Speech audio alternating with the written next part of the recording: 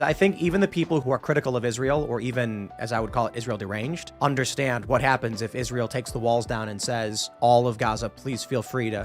You get October 7th. You had October 7th when it was an apartheid state, buddy. And it's not because that's just how they are. It's because it's an apartheid state. They have no other solution. Like, there were potential diplomatic channels, but Israel slapped them down every time. Because the project has always been from the right-wing governments in Israel to take over the land that the Palestinians inhabit and move them somewhere else, or remove them by other means, which we're now seeing the other means of. The absolute slaughter of the Palestinian people. It's very clear to, I think, most people now. It might not have been post-October 7th, but a lot of mainstream media outlets have kind of come around to the fact that it's a literal ongoing genocide, and they kind of f***ed up in the beginning by being incredibly pro-Israel and not giving any credence to the fact that Palestinian people are people too, and the fact that the IDF has killed thousands of children and non-combatants. You know, that's bad, actually, and they kind of come around to that.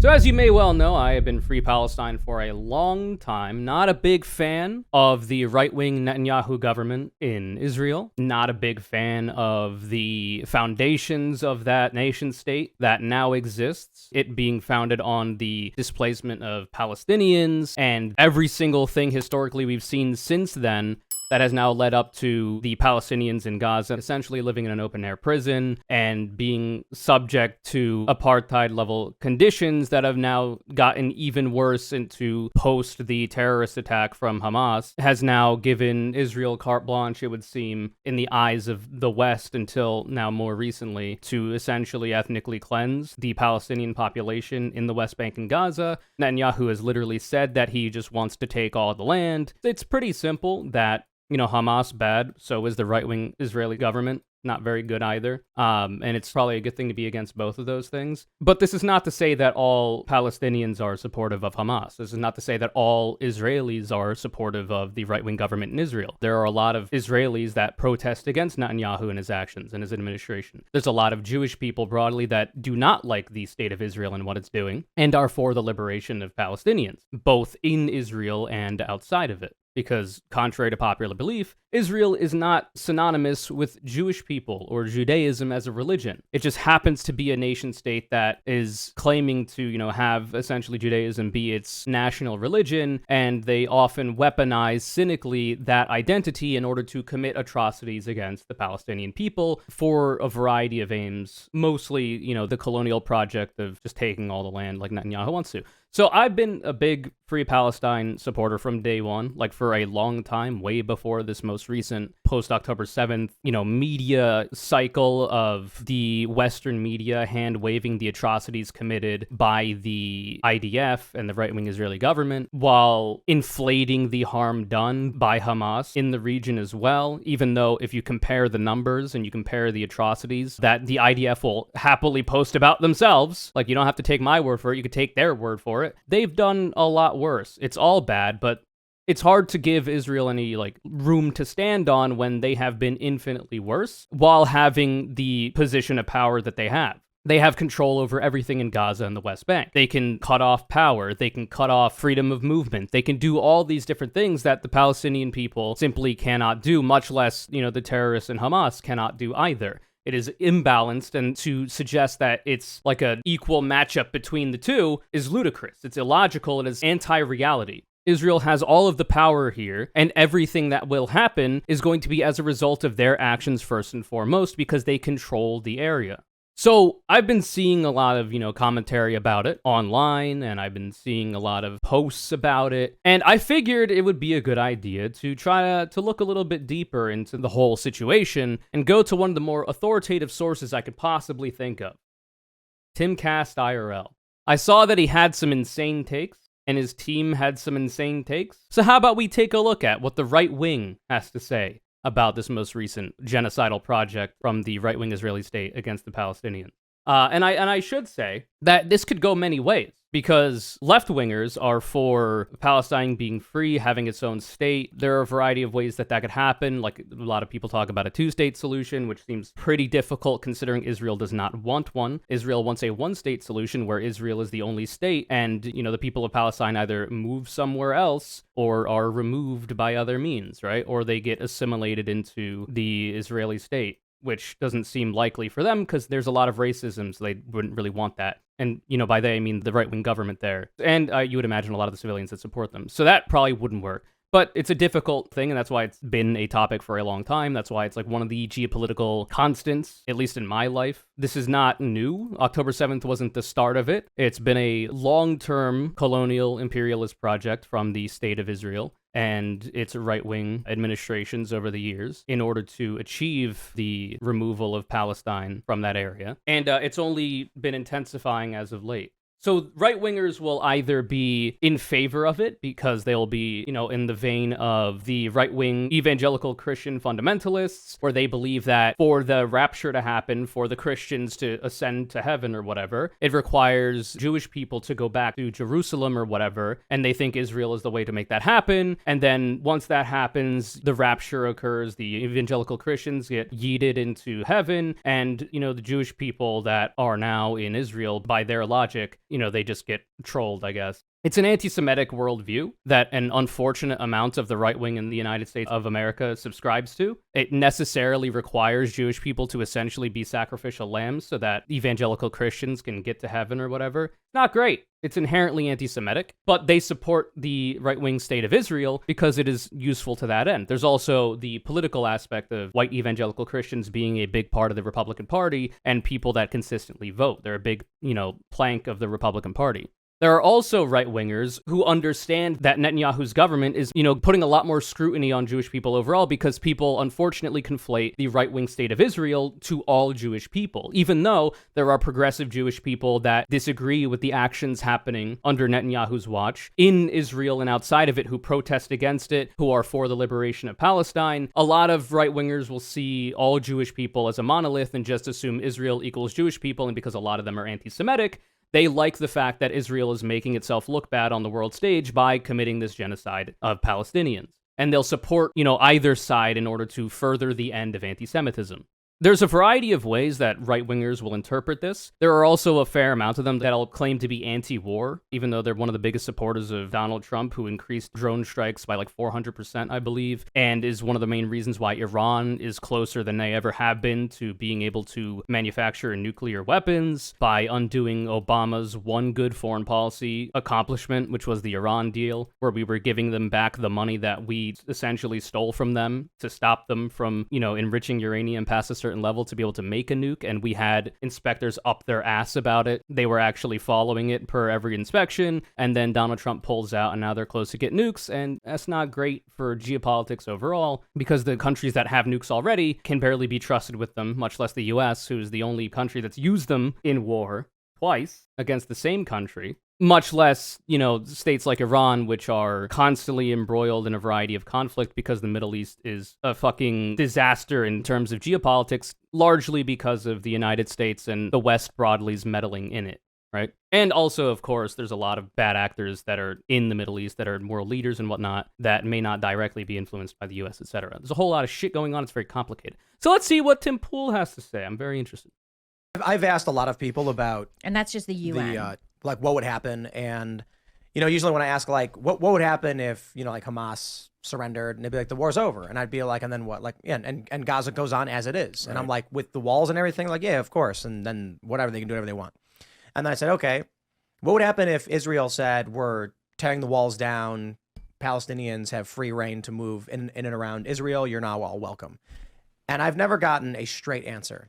Because I think even the people... Wait, so what would happen if the apartheid was lifted and it was essentially a one-state solution, or maybe a two-state with freedom of movement between the two states? If I'm to answer that question, I think I kind of know where Tim Pool's going with this and what most right-wingers would think. I think the right-wing response would be like, oh, well, obviously Hamas would then infiltrate and, Palestine would make things terrible for Israel, blah, blah, blah, blah, blah. I have to imagine that's what they think because they're generally ethno-nationalists themselves, and Israel is an ethno-nationalist project. So they would be like, oh, immigration bad, and then that would cause Israel problems and blah, blah, blah, blah, blah, because they're going to support Israel over Palestine almost every time. It just depends on what flavor of anti-Semitism they are. But my response to that would be, it would likely be still really bad for the Palestinians, because before it was like as openly of a genocidal project, it was still a genocidal project. Like, after the tragedy on October 7th from Hamas, like, it became very visible to people because the IDF posts their own insane war crimes on TikTok and online and brags about the terrible shit they're doing, and they're just wantonly destroying all manner of civilian infrastructure and killing countless men, women, and children that are not enemy combatants, and committing all manner of atrocities that will, in history, go down as like one of the worst things to happen in the Middle East.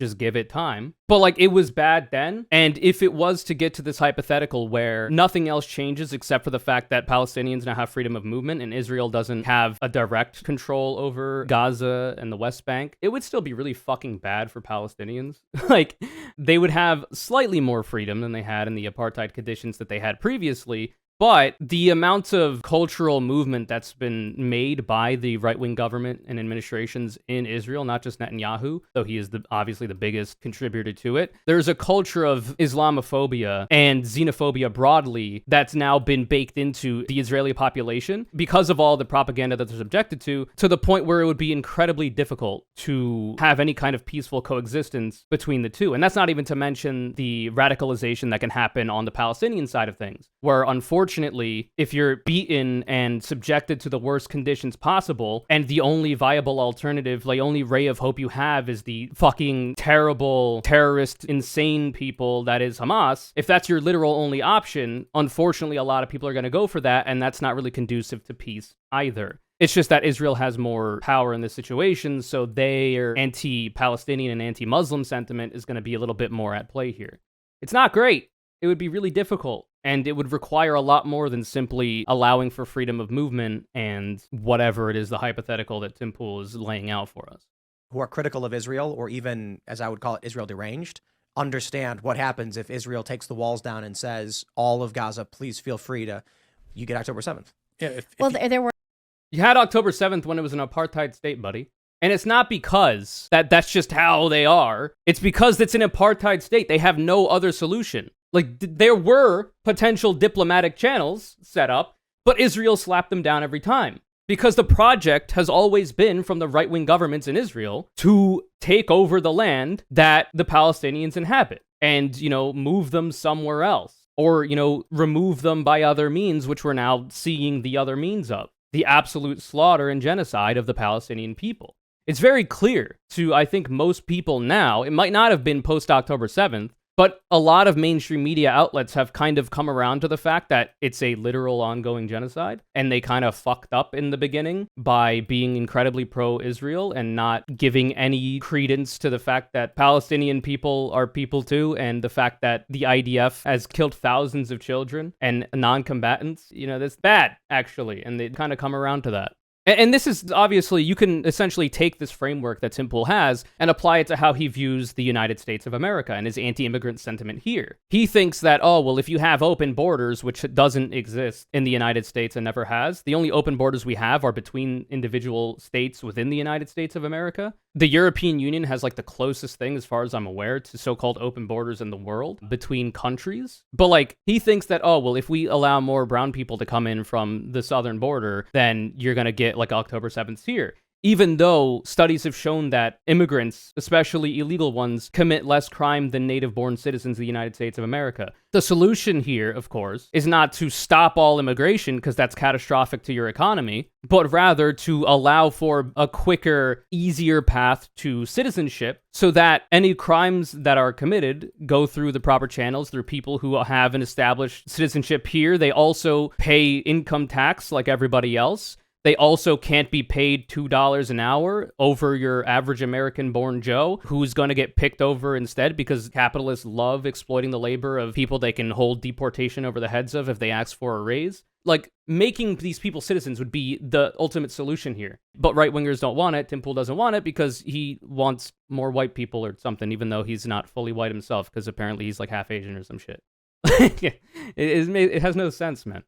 The open borders in the middle of Europe work really well, actually. People living and working in different countries and their personal tax annoyances aside, things work out pretty well. Yeah, I think people in Europe typically like the fact that you could be in one EU country and then have freedom of movement to go to another one.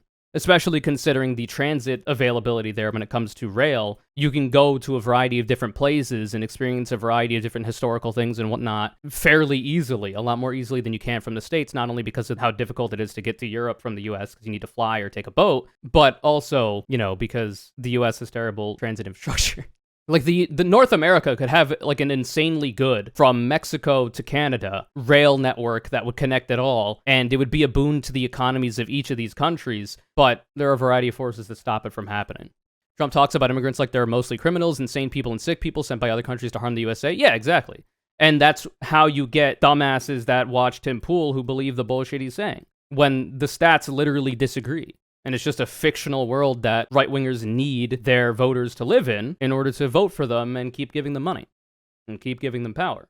Equating letting Palestinians walk in to a literal terrorist attack? Yeah, but I mean, this is the worldview that they have for all immigrants. Tim Pool here is just applying the worldview he has and the way he views the United States and immigration into it to the Israel-Palestine situation. And that's very clear.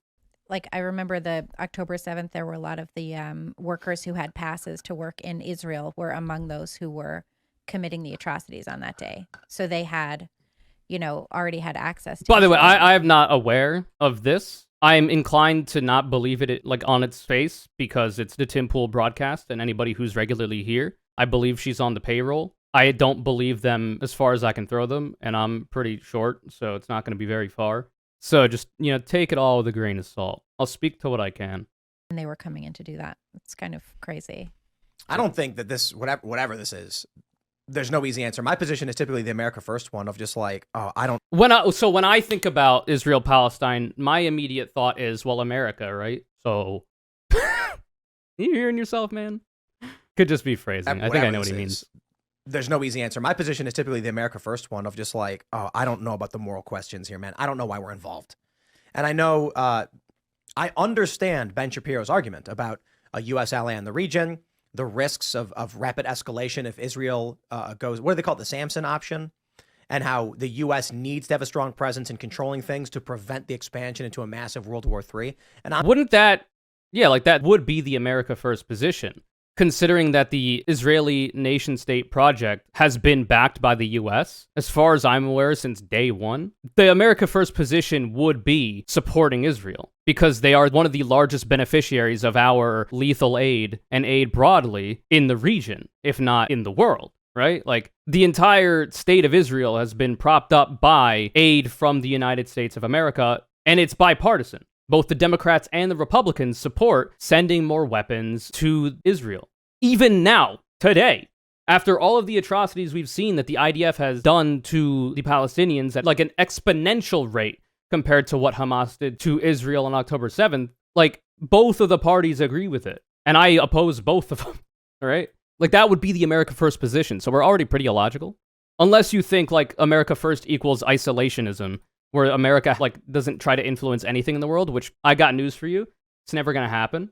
I feel like if the United States saw another Hitler coming up in another country, I feel like it's probably a good idea to do what you can as America to stop that from happening, because we know what happens when that happens, feel me? Like, I feel like I don't want America to be meddling in the affairs of countries that are not doing anything wrong, like they so often do in Latin America when it comes to, like, left-wing governments that are trying to make the conditions of the country they live in better. But, like, stopping a genocide from happening, I think, is a good use of American influence, if it's going to be used at all. But I guess Tim Pool disagrees.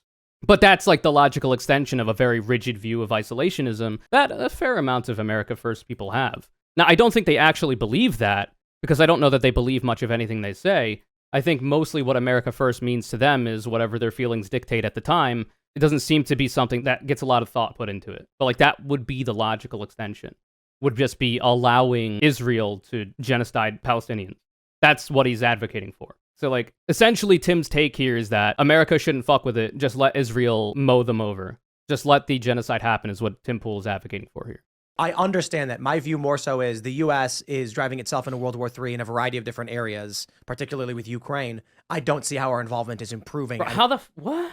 This is like the most insane bullshit I've ever heard. America's driving itself into World War III, particularly with Ukraine. So once again, is America first quote-unquote position is to let Russia take Ukraine. Just let Russia roll over Ukraine and then have Russia's border be right up against Poland so that two nuclear armed powers, you know, the countries that make up NATO and then Russia will be butting heads, and somehow that isn't going to accelerate us closer to World War III happening, rather than Ukraine being the buffer, for lack of a better term, between NATO and Russia to kind of stop that from happening, which is why Ukraine's attempts to get into NATO, which you have to be invited into, have not worked out. Because the states that make up NATO understand that having a border right up against Russia, especially with a belligerent leader like Putin, is not great for the continued existence of the human species.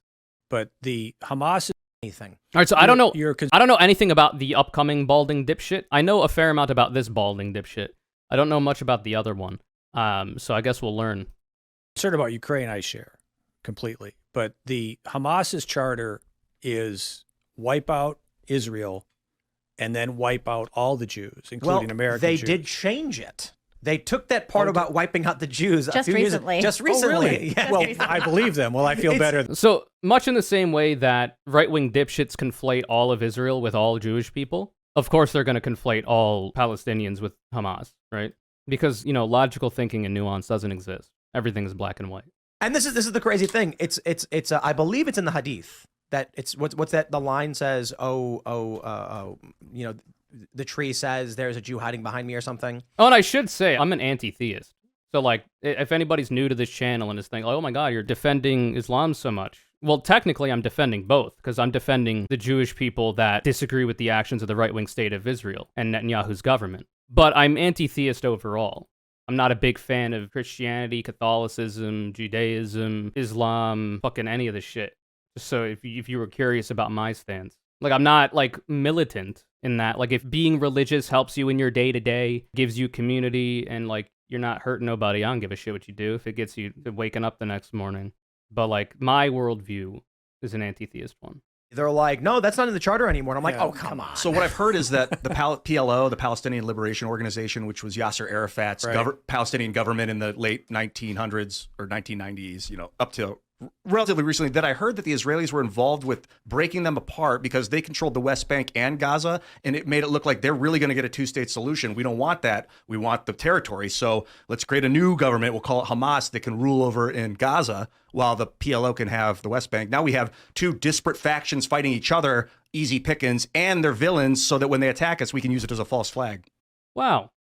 So this dude is also a dipshit, but his position on the Tim Pool broadcast, it's twofold. On the one hand, he's there to sometimes say insane shit that Tim Pool can be like, whoa, slow your roll, buddy. I don't believe in that. And then sometimes he has like a somewhat reasonable take, and then Tim Pool's like, whoa, hold on, buddy. I don't believe in that. Feel me? Like, that's kind of his position here. He's a dipshit and he's got bad views. But it is definitely the case that Netanyahu has propped up Hamas in many ways because he understands the political benefit of, like, increasing tensions between Palestine and Israel, especially if the West broadly is supportive of Israel. Like, if you can turn up the pressure in the pressure cooker, that is the open-air prison of Gaza, and then once that boils over and Hamas does it October 7th, you can use that as precedent to enact what you have wanted to do this whole time, which is take Gaza via, you know, an overreaction to the atrocities, and, you know, inflicting atrocities in kind and also, like, tenfold more to innocent Palestinians. It gives you a convenient way of, like, doing that. And it's not to say that, like, Hamas is entirely, like, manufactured, because it's certainly not. It's just that there are ways to make Hamas have less relevance in Palestine, and one of them is to turn the pressure cooker off and allow for a Palestinian state to form and allow for diplomatic channels to open. You're not going to get there by continually killing people's grandmas and children with airstrikes. You're going to make the problem worse that way.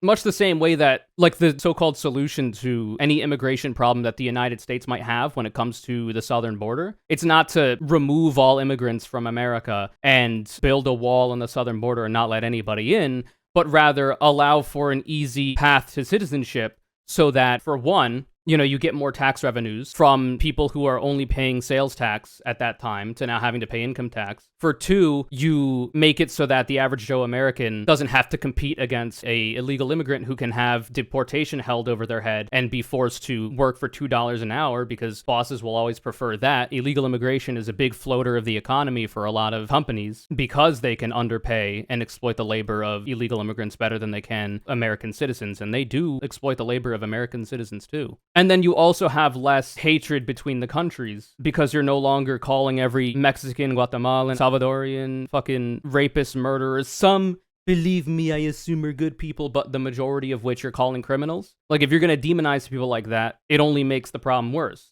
History tells us this. You gotta be diplomatic. Military force very often doesn't help. There are instances where it has, like with Nazi Germany, though the US was a bit late to that party too, and being on the right side of it by being anti-Nazi. But like, simply criminalizing the existence of other people, it does more harm than good. I'm not well versed in the Tim Pool lore, but their show just seems like people acting like they are high IQ but are really just grug. Yeah, I mean that's most right-wing political engagement, right? It's, if someone stole my land, right? If someone came in and wiped out my family and stole my land, I would not sentence my descendants to generations of hate and despair and poverty. You move on. In fact, most places in the world have done that. Bro really said, just let the genocide happen and move on. Water off a duck's ass. Your grandma got blown apart. Your 3, 2, and 4-year-old children got blown apart. Just move on, bro. Just forget it. He said, forget about it. Hey, what are you getting so excited? Forget about it. Hey, are you insane? Like, what reality do you live in, brother? Like, can I see? Because it's not the one I'm living in. Just move on. You're like, he's really trying to tell us, this motherfucker who has not ever, like, existed in conditions comparable to what's happening to Palestinians in Gaza and the West Bank, that if he was born in Palestine and had countless family members slaughtered by the IDF, by the right-wing government in Israel, it is seeing the world ignore it or even support the genocide of your people. And you're in that pressure cooker situation that you would just be like, oh, well, let's bygones be bygones, you know? We just gotta get over it and, let the genocide happen, and whoever's left, just assimilate into Israeli culture if they let you.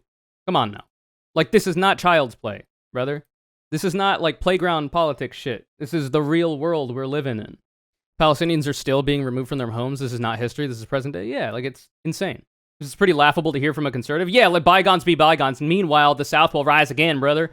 I still fly my Confederate flag. I don't hold a grudge. I'm definitely not hitching my wagon to a group of traitorous, treasonous losers that lost the Civil War and tried to secede from the United States of America because they wanted to keep slavery alive and well in the South because it was the only way their economy moved. Listen, we in the South, we made our entire economy based around the idea that we could own human beings and force them to do labor against their will.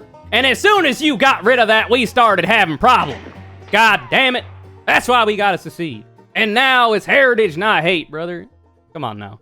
Motherfuckers don't hold a grudge. Ooh, just let bygones be bygones. You lost the war. And people are still pressed about it. You move on. In fact, most places in the world have done that. That's exactly right. You move on. But what they have done, what the Hamas has done to the Gazans, and what Arafat did was sentence these people, innocent people, to generations of poverty and hate and vengeance, and he destroyed their lives. So, like, I love the cynical moralizing that we're doing here. Like, oh, no, I truly believe in, the plight of the Palestinians in Gaza and the West Bank, and I just want what's best for them. And, Hamas coming up in a situation that was partially due to direct actions by Israel in terms of allowing them to fester, but also the continued demonization and brutalization of the Palestinian people, also the removal of any diplomatic channel, making Hamas the only option that Palestinians have to regrettably attach to as a glimmer of hope from the genocidal project that's being forced upon them by the right-wing state of Israel. It's just that, I feel so much for the Gazans, and it's just condemning them to a lifetime of generation of suffering. Like, no, man. The way to stop the problem is not the fucking symptom that is Hamas. It's the fucking root, which is the genocide that's happening to them. Like, it's so obvious. But, like, this is going to be an emotional trick that you try to play for people to make yourself not look bloodthirstily insane. All right, like, oh, Hamas has, condemned the Gazans to generations of hate and vengeance, which is why, we just gotta let the genocide happen and let Israel take over the entire area. And yeah. Like, what are you talking about, man? Like, you talk about, oh, like, if somebody stole my land. It's not just that the land was stolen from Palestinians. They didn't get their house stolen and then they moved elsewhere and then they were sat there and they're fine. Their house was stolen. They moved miles away. That house got stolen. They moved even further miles away. And then that house got stolen and bombed as well. Like, it's a consistent problem. It's not like a one-off, bro. History moves forward. It's day by day. Hamas is destroying their lives. And it doesn't matter what... Not Israel, though, of course. It's Hamas that's doing it. Stop hitting yourself. Look what you made me do. happened in the past. Just move on. But what about... I figured it out. Right of return. Casinos in the Gaza Strip. They can't gamble. What about... I know. What about right I'm of... kidding. Right My point is, I talk about this because... Great joke. I assume he's like making an analogy to the genocide of the indigenous people of North America when the United States was getting set up here in North America, and how now, after the genocide of said Native Americans and the assimilation of them, we now have reservations with terrible living conditions, with food deserts, with people living in poverty. But at least they can have casinos because reservations aren't governed per state, and they can make their own laws in many ways. So they can allow for a variety of gambling that other places might not, because states will have individual laws against it. Like, that's not good, man. That's you can't talk about how, like, oh, these people had a really bad hand in it, but at least it was a lucrative business venture for some of them when they put up casinos. Listen, the indigenous genocide was disruptive to the gambling market, and the subsequent reservations allowing for gambling where other states could not was actually a great business opportunity. Are you insane? I have to imagine that's what he's talking. So, like, what is then with this analogy? What are Palestinians supposed to do, huh? Allow the genocide to happen. It's just what he's saying. It's what he wants America to do. Just don't even try to pressure Israel to not do the genocide. Just allow it to happen. Fuck it. And then whoever's left, you can, like, fucking mix cheese and meat together at an establishment, because I think you can't do that per Judaism, because that's not kosher. Like, what the fuck are you talking about, man? I don't even know if in Islam you can do that. I don't know what I know you can't eat pork, but I don't know what other rules they have. Die and maybe you get a casino, yeah. That doesn't even help anymore because states have approved gambling casinos elsewhere. Yeah, like, and it wasn't good to begin with. Native Americans, for instance, in the United States, they're never going to reconquer the United States. They've won lawsuits. That's what you do. They've set up casinos. It was masterful. I was reading about, I believe, It was masterful. See, I'm going to take the wild position that the genocide of the Native American people should not have happened. I know that might be a bold take for the Timcast IRL audience, but frankly, I don't think it should have happened. Now, it's not to say that anybody who came to Native America from Europe couldn't have, like, tried to live peacefully and coexist, because that just seems to be, like, the way of the world, unfortunately. Whether you like it or not, people are moving around and people are trying to live in different places and whatnot. Like, I can see a potential future where the fucking colonists get to North America and they really ingratiate themselves into a shared culture between the indigenous people of North America and themselves, and then they live together in peace and harmony. You know, call me like an idealistic pie-in-the-sky liberal, but, like, that would have been cool. But that's not what happened. And that's not what tends to happen. And that's also not what Tim Pool advocates for ever. So, like, I'm not exactly sure what points he thinks he's trying to make here. Rock Seminole, what started the wave of Indian casinos. It was in the 70s. They had a bingo hall. The state said gambling's illegal. You can't do this. They said, you don't regulate us. We're federal under the treaties. Federal government said, you're damn right. We have jurisdiction here, because the federal government's not going to give up jurisdiction if they can keep it. And they said, no. Now that I'm thinking about it, so, like, essentially what he's saying here is that, oh, well, after being subject to absurd atrocities and finding out, like, one of their only ways to potentially making enough money to keep food on the plate for their community is to start up casinos, which have a poisonous effect on human beings and aren't good, generally speaking. It's possible to engage with gambling in a way that is chill and, like, it's not leading to any huge negatives. Like, if you go to Vegas and you set aside a set amount of money you're willing to lose and you just go there for fun, I'm not saying that's impossible, But a lot of people end up getting addicted, and it's not good. It's one of the deadliest addictions out there, gambling. Very high rate of people taking their own lives, unfortunately, because of it, because of the absolute devastating effects it can have on your finances and on your mental health, and the fact that casinos actively play on your worst impulses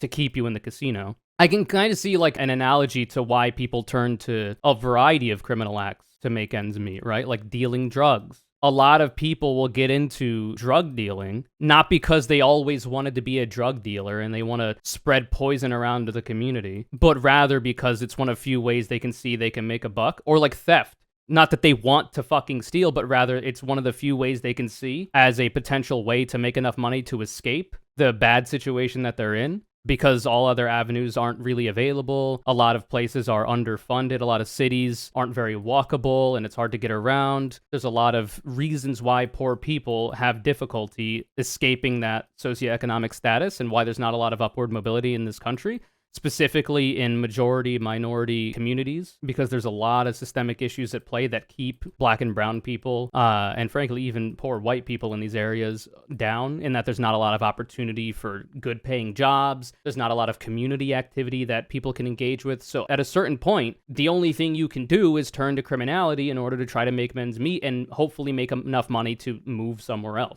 right? And it's called a trap for a reason, because it's hard to get out of once you get into it. So, like, I can kind of see, like, this is a similar situation to what he's saying that, you know, Gazans should do and what Native American communities have had to do when it comes to casinos. They saw that casinos were the only way they could make it happen, and it was illegal in a lot of other places to do it. But luckily, being on a reservation, they could get around that because of them not being controlled by state laws. And, like, it's not a good thing, gambling, but I'm sure it got money for some of the people that owned the casinos, I guess. I could see an analogy there. But the solution there is not that. That's the symptom of what's happening here. The solution to this would be increase the opportunities that people have to get good paying jobs, to get an education, to engage with their community in a positive way. And coincidentally, conservatives oppose a lot of tried and tested methods of doing so. So, you know. So they answer to us. And the Native Americans were like, we got a good deal for the federal government, tax money. And then they were like, let's roll. And then Indian casinos popped up all over the place. And now you've got these extremely wealthy tribes that have found a way to succeed through the history that has been bad. And I have no, if anyone who looks at the history of what happened to the American Indian in this country, it's indefensible. And I have nothing but sympathy and empathy for that. A lot more than I have for what's happening in Israel. And I agree with you 100%. Well, they have arisen above it. On the Native American thing, I think it's important to question it wasn't a monolith. What happened to Native Americans wasn't like, I wouldn't say. Where are you going with this, man? The slightly less bald man was like, well, if you look at the history of the genocide of the Native Americans, that shit was bad. It was horrible. And Tim Pool's like, well, actually, was it? Was it really? What are you saying here? Tim Pool's like, slow your roll, buddy. The Timcast IRL podcast is pro-genocide. You gotta stay on the party line. I have no, if anyone who looks at the history of what happened to the American Indian in this country, it's indefensible. And I have okay, so this is the actually that Tim Pool is doing. Nothing but sympathy and empathy for that. A lot more than. Bro is like, I have sympathy and empathy for the Native American communities that were decimated and genocided. And Tim Pool was like, hold on a second, bucko. We don't allow that here.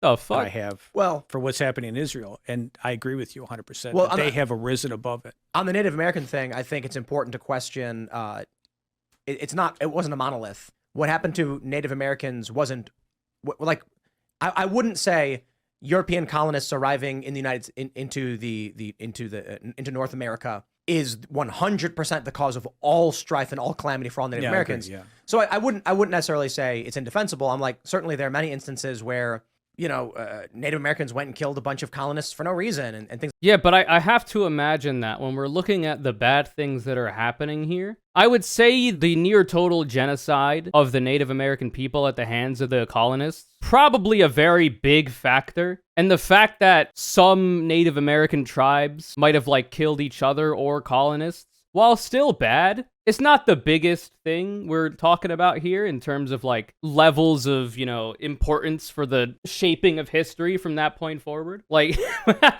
Yeah, sure, the Trail of Tears happened and countless Native Americans were genocided, but have you considered that there may have been a couple colonists that were attacked by the Native Americans who previously occupied the land that the colonists are now on and holding by force? Have you considered that? Like, bro is up to nothing. That it had happened. It was inevitable and indefensible. What do you mean inevitable and indefensible? So it was like an act of God? How can something be inevitable and indefensible? It's like the hurricane, it was inevitable. We couldn't stop it, but it was indefensible. Like Mother Nature, that was fucked up. What are you talking about, man? You sound insane. It was not inevitable. There has always been a point in time where the people in power could have been like, hold up, maybe we don't completely ethnically cleanse the people that were here. Maybe we could try to be peaceful and coexist. Like, that's always an option. That is an option in Israel and Palestine right now. Israel could stop genociding the Palestinians. It's not inevitable. Like, he's trying to have his cake and eat it too. And be like, well, it's terrible what they're doing. But nobody could have stopped it. It's like a tornado. It's like a tsunami. Tide goes in, tide goes out. You can't explain it. That's the way I would put it. It was a shame. I think there were things that were bad, like the Trail of Tears. Like, you're living in an alternate reality. You're not living in the reality that everybody else here lives in. And, like, this is the negative consequences of conservatives trying to control the curriculum in schools and rewrite history. Motherfuckers did not pay attention in history class, and if they did, they were probably getting taught in Alabama that the Civil War was over states' rights. State rights to do what? To fucking own slaves, because that's how their economy moved. I can't stop killing, it just keeps happening for some reason. Yeah, like serial killer mentality. And this is war. This is the history of humanity has been conquest. I think through moral philosophy, but mostly through abundance, through technological advancement. We've come to the point where we're like, okay, now we don't really need to be stealing land from each other. And yet it keeps happening. Vladimir Putin is trying to steal the land that is Ukraine. He did when he annexed Crimea. He has expansionist ambitions for states past Ukraine as well, because he wants to reconstitute the blood and soil of Russia past, and has literally said so publicly. But Tim Pool thinks that if you support Ukraine, you're pro-World War III, you know? Tim Pool thinks that, Putin should just be allowed to take Ukraine and then have a nuclear-armed power that is oppositional to the United States and the rest of the states in NATO be border to border with each other through Poland and Ukraine, which would now then be Russia. And that's totally not putting us in a position for World War III, believe me. And now Israel is consistently, more loudly trying to steal the land of the Palestinians in Gaza and the West Bank, though it's not new. They have been doing this since the formation of the goddamn nation state. Like, he's yammering. He's on to nothing. There's nothing being said here. Because it's happening. These are not hypotheticals we have to deal with here. It's real life. Because we're all pretty much too fat as it is. Not everyone in the world, but particularly in the United States and in the developed world. But clearly we got not. so much resources that these things are starting to chill out. Well, obesity is now a condition of poverty. It's crazy. Yeah. So profound. Look, we see this in the animal kingdom. Animals, predators that are well-fed don't bother killing prey. So how are you trying to analogize this to the Israel-Palestine situation, man? How do we keep Israel more well-fed than they already are? The right-wing state of Israel gets so much money. It's eaten well. So much money from the US and other comparable states. So much support. It's fed. It might be overfed. It is overfed. And it's still acting out. So, like, this analogy doesn't work, man. Like, you gotta quit while you're behind. What the fuck? It's a risk. So if you've got, a lion that's going to go fight a gazelle or something, there's a risk of death in doing that, but it needs to survive. When you take these animals. So, of course, to analogize this to Israel-Palestine, Israel needs to eat Palestine, the nation states that they are, to survive, clearly. The fuck are you talking about, man? And put them in captivity and keep them well fed. There still is instinct, so it does happen. But you'll see these videos where it's like a lion, like sitting and snuggling with a chicken or something, because there's no reason to fight. He's not. Yeah, but that's also in captivity, though. You're like, that's under control of another entity. That isn't the two beings we're talking about here, which in this case is a fucking lion and a chicken. That's in captivity. What the fuck are you talking about, man? He's on the glue. He's smoking fucking glue, dude. So that's where we're going. And I like these things. Now we're looking at other parts of the world that ideologically are driven towards fighting for, look, honor. I guess. Like that is our land. Our family was there 100 years ago, so we're gonna just fight forever. Well, if you're talking about Palestine, they've been there. Israel is the colonizing force here that are moving in and violently trying to take the land. It's not like in the position that we're in our history now as the United States of America, where there are conversations about land back for the Native Americans. Like, we're past when we could have done a fair amount about not genociding the Native Americans, right? Like, we're way past that. And things have shaken out to not be too great for the Native Americans. But the Israel-Palestine thing is not that comparable because the genocide is ongoing. Like, what was happening when Columbus got to North America and then Great Britain started to colonize it, and then the genocide of the Native Americans happened? That's the point that Israel is currently in with Palestine, for lack of a better analogy. It's not one-to-one, but they're doing the thing that you were condemning earlier when it comes to, like, the Trail of Tears and whatnot. Like, they're doing the thing. We're in that point in history. And this is not the first time it's happened. It's just a very loud example of it. So it's not comparable. They're not saying, like, oh, yeah, my family was here 100 years ago as, like, a Native American person. So now, like, Minnesota, you got to give me the right to the state. Me, John, Native American. They're in the land right now. It's a tough question because I believe honor does matter. I mean, we're facing an invasion on our southern border. You've got the black community in Chicago screaming that they're being replaced. Did you hear this? Yeah. Oh, boy. I love pitting minority groups against each other as a conservative. It's so good, brother. Listen, I make $15 an hour working in an Amazon warehouse. I'm barely putting food on the table, but you know who's causing that? Not Jeffrey Bezos. Believe you me, it's the goddamn black and brown people coming in from our southern border and living in our cities. That's what's causing me to have a bad rate at my job. What are you talking about, dude? It's crazy. I don't think we're not gonna gain anything from continuing to watch this. Like, just the most insane shit you've ever heard condensed into however long that was. Lunacy, like alternate reality type shit. But you gotta check in. You know, it's like we're tapping on the glass at an aquarium right now. We're seeing what's going on in there, and I want my money back.